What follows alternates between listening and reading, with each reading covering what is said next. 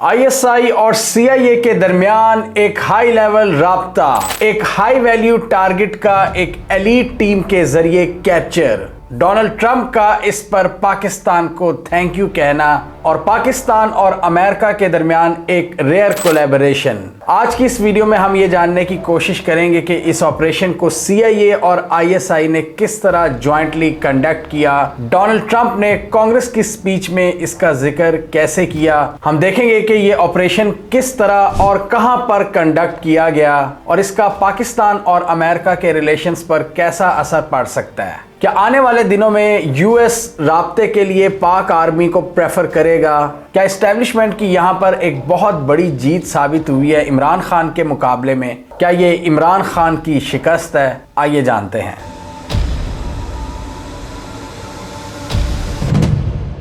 तो Donald Trump ने कांग्रेस के ज्वाइंट सेशन से खिताब किया और हिस्ट्री की सबसे लंबी स्पीच की है, 1 घंटा 50 मिनट, जिसमें उन्होंने डिफरेंट इश्यूज को टच किया, जिसमें रशिया यूक्रेन जंग से लेकर टैरिफ्स और फिर अफगानिस्तान में 2021 में काबुल एयरपोर्ट पर धमाका और उस पर पाकिस्तान का शुक्रिया, अपने बहुत से डोमेस्टिक इश्यूज पर बातचीत की और बाइडेन को खुलकर लताड़ा। और डोनाल्ड ट्रंप ने बताया कि जेलेंस्की की तरफ से एक लेटर रिसीव हुआ है जिसमें जेलेंस्की ने कहा है कि मैं मिलकर काम करना चाहता हूं, हम डील के लिए तैयार हैं। दूसरे अल्फाज में जेलेंस्की ने यह कहने की कोशिश की है कि जो आप कहेंगे हम मान लेते हैं। उस तारीखी लड़ाई के बाद जिसको हमने इस वीडियो में एनालाइज किया था और उसके बाद किस तरह पूरा यूरोप इकट्ठा हो गया था यूक्रेन को बचाने के लिए, जेलेंस्की कहते हैं कि ट्रंप की स्ट्रांग लीडरशिप के अंडर वो काम करने के लिए तैयार हैं। वही जेलेंस्की जो चंद दिन पहले तक ये कह रहे थे कि हम सीज फायर कबूल नहीं करेंगे जब अमेरिका और रूस बातचीत कर रहे थे, और अब वो स्टेज पर आ गए हैं कि वो ये कह रहे हैं कि पीस के लिए हम सब कुछ करने को तैयार हैं। इसके अलावा जो टैरिफ्स आयद किए हैं कनाडा, मैक्सिको और चाइना पर, कनाडा और मैक्सिको पर 25% तक, उस पर ट्रूडो की भी चीखें निकल गई हैं और वो बड़ा बोले हैं कि ये क्या कर रहे हैं। उन्होंने कहा कि ये एक डम डिसीजन है डोनाल्ड ट्रंप की जानिब से, और उन्होंने कहा कि हम भी रेसिप्रोकेट करेंगे इन टैरिफ्स को। इस वीडियो में आप सारी डिटेल देख सकते हैं कि इन टैरिफ से अमेरिकन और कनेडियन मैन्युफैक्चरर्स को कितना नुकसान होगा और पाकिस्तान के लिए इसमें क्या अपॉर्चुनिटी है। तो आते हैं ट्रंप के पाकिस्तान के बयान के हवाले से।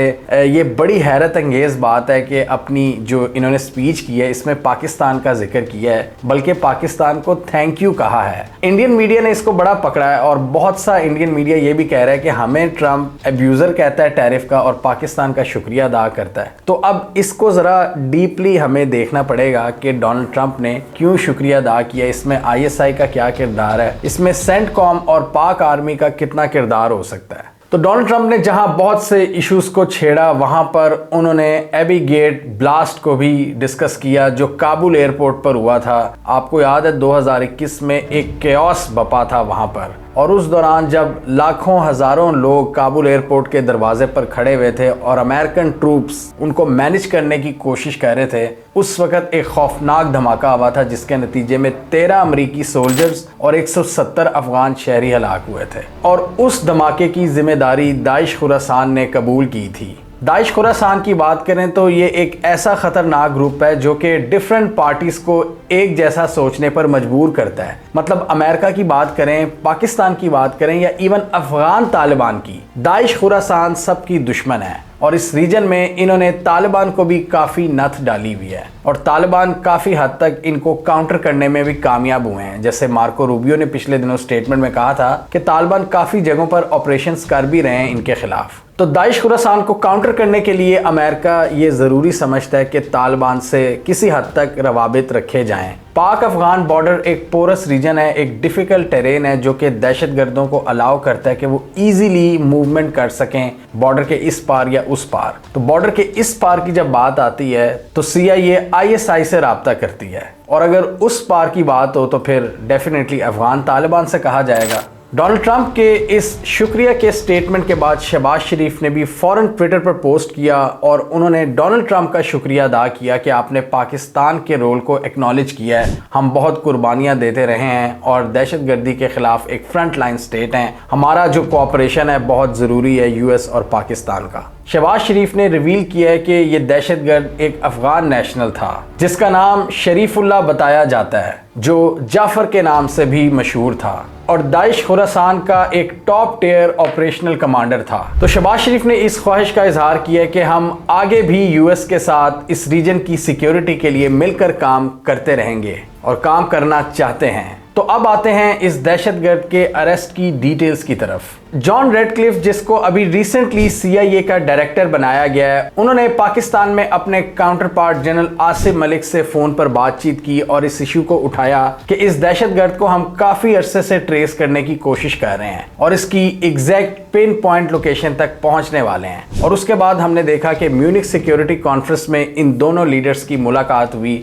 और वहां पर भी यूएस ने पाकिस्तान के साथ ये इशू उठाया। मीनवाइल यूएस इसको ट्रैक कर रहा था और उन्होंने जब इसकी एग्जैक्ट पिन पॉइंट लोकेशन को ट्रैक कर लिया तो इन्होंने ISI के साथ ये सारी डिटेल्स शेयर की। ये बंदा पाक अफगान बॉर्डर पर डिफरेंट जगहों पर मूवमेंट कर रहा था ताकि इसको ट्रेस करने में एजेंसीज को मुश्किलात का सामना करना पड़े। तो एक दिन CIA ने इसकी प्रिसाइज लोकेशन ISI से शेयर की। ISI ने वहां पर अपना एक एलीट यूनिट भेजा और इसको कैप्चर कर लिया जिंदा। ये यूएस एजेंसीज के लिए एक हाई वैल्यू टारगेट था जिसको ये पिछले 2-3 साल से ढूंढने की कोशिश कर रहे थे। जब पाकिस्तान ने इसको पकड़ लिया तो उसके 10 दिन बाद CIA के डायरेक्टर और FBI के जो चीफ हैं काश पटेल, इन्होंने जनरल आसिफ मलिक से फोन पर बातचीत की और इसको एक्स्ट्राडाइट करने के तरीकों पर गौर किया कि किस तरह इसको यूएस के हवाले किया जाएगा, इस अफगान नेशनल को। अमेरिका में इस मैटर को इतना सीरियस लिया जा रहा था कि इसमें CIA, डिपार्टमेंट ऑफ जस्टिस और FBI की कंबाइंड एफर्ट्स थी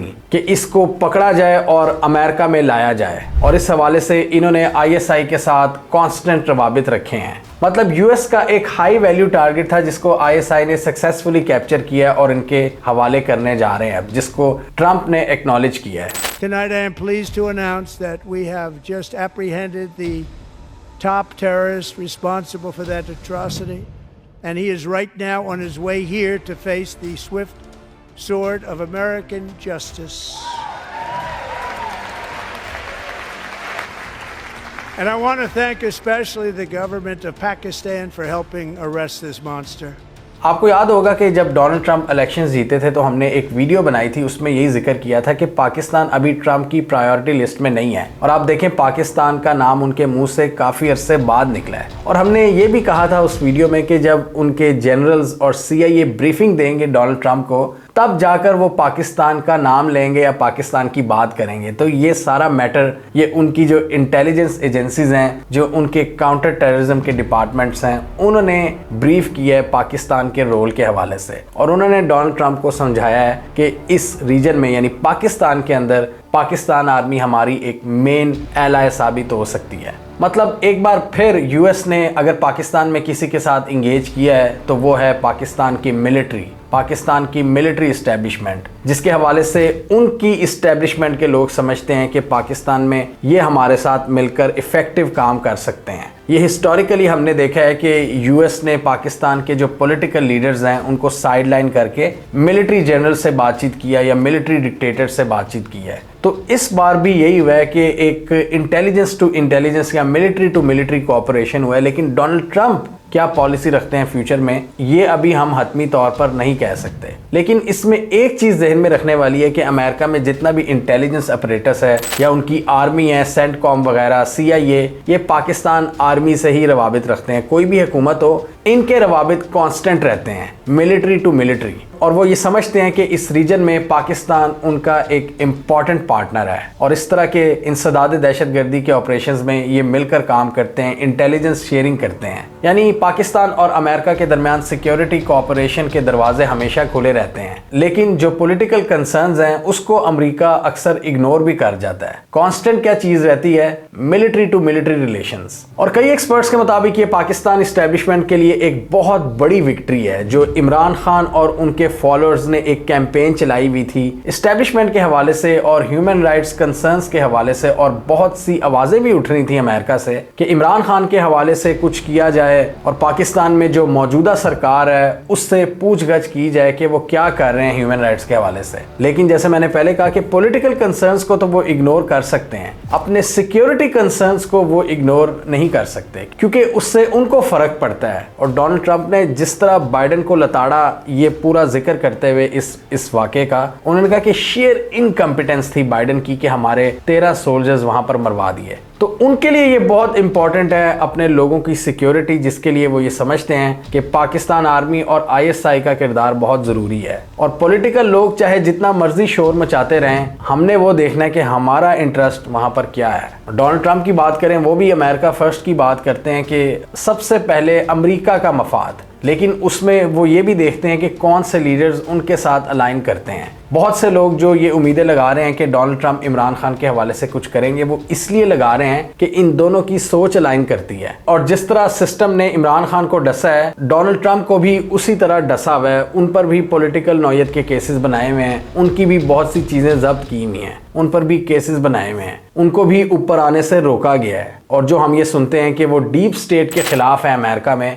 इसी तरह इमरान खान पाकिस्तान में इस्टेब्लिशमेंट के खिलाफ हैं। तो इस वजह से कुछ लोगों की ये उम्मीद होती है कि डोनाल्ड ट्रंप सेम अप्रोच की वजह से इमरान खान को सपोर्ट करेंगे। और उनके पुराने कनेक्शंस भी है। जब पहले अफगानिस्तान के हवाले से अमेरिका को पाकिस्तान की ज़रूरत थी, तो सबसे ज़्यादा डोनाल्ड ट्रंप ने प्रोटोकॉल इमरान खान को दिया था, ना कि जनरल बाजवा को। तो जब भी अफगानिस्तान में दहशतगर्दी के कंसर्न्स जन्म लेते हैं, वहां पर अमेरिका पाकिस्तान की तरफ देखता है, पाकिस्तान के साथ कोऑपरेशन को बढ़ाता है। और पाकिस्तान आर्मी भी उसी हिसाब से अपने आप को पोजीशन करती है, यानी उनके साथ जाने का फैसला करती है। चाहे 80s की सोवियत यूनियन के खिलाफ जंग हो, या फिर 2001 के बाद वॉर ऑन टेरर की जंग, जिसमें मुशर्रफ ने इनका साथ दिया था और पहले ज़िया ने। तो मिलिट्री अपने ऑपरेशनल कंट्रोल को लेवरेज करती है यूएस के साथ रिलेशंस के हवाले से। बहुत से एक्सपर्ट्स का ये मानना है कि शरीफुल्लाह के कैप्चर के बाद पाकिस्तान आर्मी ने एक बार फिर साबित किया है कि पाकिस्तान में वो यूएस के सबसे इम्पॉर्टेंट पार्टनर हैं, इंडिस्पेंसिबल पार्टनर, यानी जिसको इग्नोर नहीं किया जा सकता। जैसे पॉलिटिशियंस को आप इग्नोर कर देते हो, इनको इग्नोर नहीं कर सकते। और इसकी सिंपल रीजन ये है कि यहाँ पर ज्यादा मिलिट्री के पास पावर है, मिलिट्री के पास ऑपरेशनल कंट्रोल है, इंटेलिजेंस कैपेबिलिटीज हैं और दहशतगर्दी के खिलाफ लड़ने का तजर्बा, जो कि इनको सेंटकॉम का एक अहम एलाय बनाता है। और दूसरी तरफ बेचारी पाकिस्तान की सिविलियन लीडरशिप, जो हर वक्त पॉलिटिकल अनसर्टेनिटी और पॉलिटिकल फाइट्स का शिकार रहती है, वो यूएस के लिए ज़्यादा रिलायबल पार्टनर साबित नहीं होती। और इसलिए कुछ एक्सपर्ट्स का ये ख्याल है कि ये इमरान खान के लिए एक बहुत बड़ा धचका है। उनकी जो एफर्ट्स थी, यानी उनके लोगों की, उन ओवरसीज पाकिस्तानीज की जो इमरान खान के सपोर्टर हैं और उन्होंने खान के हवाले से सख्त लॉबिंग की है वहाँ पर, उनको अभी फ़िलहाल कोई ख़ास रिजल्ट नहीं मिला। जबकि डोनाल्ड ट्रंप ने पाकिस्तानी हुकूमत का शुक्रिया अदा किया, और वो भी एक दहशतगर्दी से रिलेटेड एक्शन के हवाले से, जो किसने किया है? पाकिस्तान की मिलिट्री ने, ISI ने। लेकिन इसका यह मतलब हरगिज़ नहीं कि अमेरिका के हवाले से पाकिस्तान की पॉलिसी आज ही आया हो गई है। डोनाल्ड ट्रंप की जो अप्रोच है वो रिवील हो गई है, ऐसा बिल्कुल नहीं है। डोनाल्ड ट्रंप अभी और भी डिसीजंस करेंगे, वो अभी और भी कुछ मूव्स लेंगे, आहिस्ता आहिस्ता वो पाकिस्तान की तरफ आएंगे। और हो भी सकता है कि वो अपने पूरे टेन्योर में पाकिस्तान का ज़्यादा जिक्र ही ना करें। ज़्यादा से ज़्यादा यही 1-2 काउंटर टेररिज्म ऑपरेशन, मतलब एक बंदा ही था ना, कौन सा कोई हाई लेवल इंगेजमेंट हुई है, एक बंदे को पकड़ा है, जो कि उनके लिए एक बहुत इंपॉर्टेंट चीज़ है। ट्रंप को भी उनके जनरल्स की जानिब से जब ब्रीफिंग मिली होगी, तो उन्होंने बताया होगा कि ये हमारे लिए कितना सेंसिटिव मैटर था, और इससे ट्रंप ने भी महसूस किया होगा कि उनकी पॉलिटिकल पॉइंट स्कोरिंग होगी और बाइडेन एडमिनिस्ट्रेशन को भी लताड़ा जा सकेगा। इससे पहले बाइडेन इंतजामिया ने भी इस हमले के हवाले से एक मास्टरमाइंड को एलिमिनेट करने का दावा किया था। अब देखना यह है कि इसके बाद पाकिस्तान और अमेरिका के दरमियान ताल्लुकात कितने सस्टेनेबल रहते हैं। एक ये भी सोचने वाली बात है कि क्या अमेरिका हमेशा हमसे अफगानिस्तान के लेंस से ही बात करेगा? मतलब पाकिस्तान के पास ऑफर करने के लिए और कुछ नहीं है। अभी तो अफगानिस्तान में रिलेटिवली बहुत पीसफुल हालात है, और अभी तो वो तालिबान से भी बातचीत कर सकते हैं। तो अभी तो ये एक लेवल की इंगेजमेंट हुई है। मतलब अफगानिस्तान में अभी कोई नई जंग तो नहीं हम देख रहे ना, जिसके लिए उनको पाकिस्तान की ज़रूरत पड़ेगी। तो ये थैंक यू पाकिस्तान के अमेरिका के साथ ताल्लुकात को बेहतर करने में एक अहम किरदार अदा कर सकता है, जब अफगानिस्तान में जो ओवरऑल हालात हैं वो रिलेटिवली बहुत बेहतर हैं। इस तरह के ऑपरेशंस रोज रोज तो नहीं होते, ये तो एक रेयर चीज़ है। इससे आगे क्या फिर?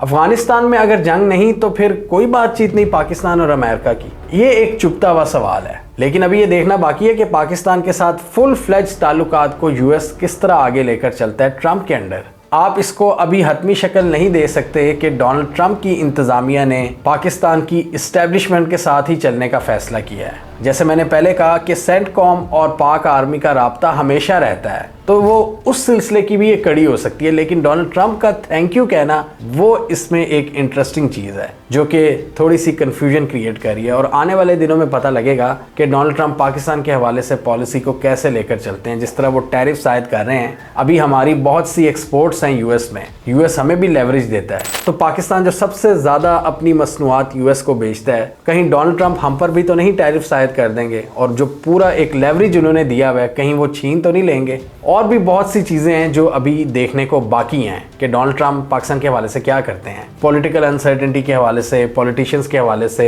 इमरान खान के हवाले से, अफगानिस्तान के हवाले से, जॉइंट ऑपरेशंस के हवाले से और ट्रेड के हवाले से। हमें कमेंट सेक्शन में बताइए आपके ख्याल में क्या आप ये समझते हैं कि ये इस्टेब्लिशमेंट की एक बहुत बड़ी जीत हुई है जो डोनाल्ड ट्रंप ने करंट हुकूमत को थैंक यू कहा है। और करंट हुकूमत हम सबको पता है उसके पीछे आर्मी खड़ी हुई है, यानी करंट सेटअप जो उनको थैंक यू बोला है, क्या उससे पाकिस्तान आर्मी को एक बहुत बड़ा बूस्टर मिला है अगर यूएस के साथ ताल्लुकात की बात करें? और क्या ये इमरान खान के लिए एक सेटबैक है या आपके ख्याल में अभी डोनाल्ड ट्रंप की पॉलिसी क्लियर नहीं है पाकिस्तान के हवाले से और भी चीज़ें सामने आएंगी? आप क्या समझते हैं? कमेंट कीजिए। इसके अलावा हमारा यूट्यूब चैनल सब्सक्राइब कर लें, साथ ही वो बेल आइकन भी दबा लें ताकि वो स्टोरीज दुनिया भर से पाकिस्तान से जिनकी मेन स्ट्रीम मीडिया पर प्रॉपर कवरेज नहीं होती हमारे प्लेटफॉर्म के थ्रू आप तक टाइम पर पहुंच जाए।